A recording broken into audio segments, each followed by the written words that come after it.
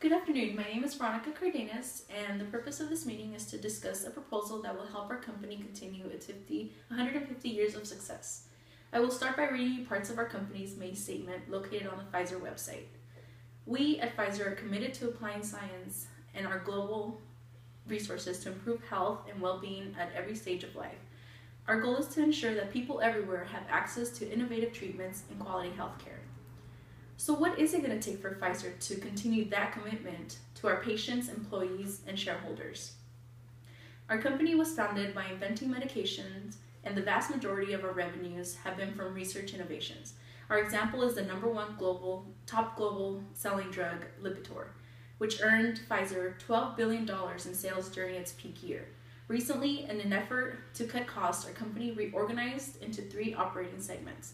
By operating as 3 different segments, it improved our effectiveness, saved money, and narrowed our focus on specific projects. Our success in the future depends on the way we handle global competition, whether or not we shift our focus from treatment to preventative medicine, and how we use our new technology in the research process. In keeping with our success, I propose we reallocate capital from mergers and acquisitions and invest it into research and development. This money will support our current and future research projects and improve our chances of successfully discovering medications, which keeps our company successful. A little background on our company. It began its operations in 1849 by manufacturing santonin. It's an antiparasitic. Since then, we have helped lead the way in breakthrough medications that benefited people all around the world. It is time we reinvest in our innovative roots, the reason we became successful in the first place. Without new research, our company may not have enough revenue to continue operations in the future. When pharmaceutical companies fail to produce enough new medications to generate profits, they usually resort to these mergers and acquisitions. As we all know, in this process, bigger pharmaceutical companies like us buy smaller ones in order to gain the information and research the company was working on. So, why do we need this, you might ask? Well, in 2005, the Genome Research Development Project opened the door to many innovations and advancements in the way we research medications. We have further understanding about how the biology of the human body works, which allows our scientists to tackle more illnesses through DNA sequencing. These advancements in science are a great opportunity we must take advantage of. In order to do this, we should discontinue acquisitions and instead increase research and development funds. We will multiply the chance of discovering new medications and medical innovations that will help secure a steady stream of income. Consequently, we avoid the need of purchasing other companies and or the research in order for us to remain profitable. With billions of dollars being spent in acquisitions like Wyeth, $68 billion, Baxter, International's vaccines for $635 million, and King Pharmaceuticals $400 million. We can start to question whether or not these acquisitions are the best option. There are many areas where our company has excelled, and we should continue that momentum. Collaborative efforts such as the R&D ecosystem are helping with information availability across various organizations and fields. Such institutions involved in the collaborations are patients, healthcare professionals, patient foundations, competitors in the industry, and academia. This collaboration between organizations eases the flow and availability of information, which makes researching easier and faster.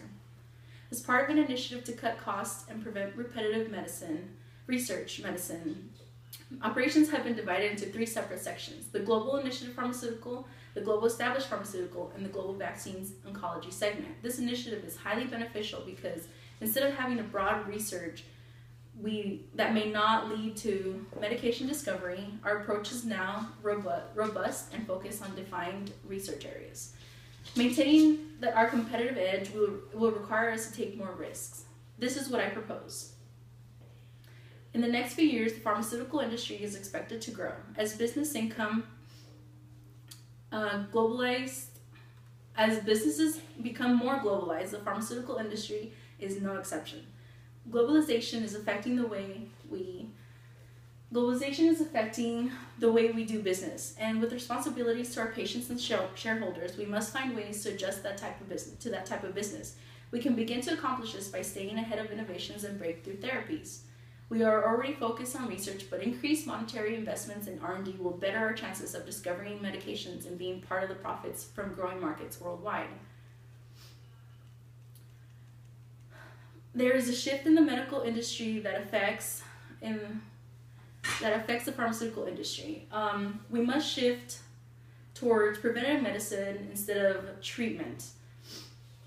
Also, our new technology needs to be incorporated into the research that we do to facilitate the process and make it faster. We need to expand operations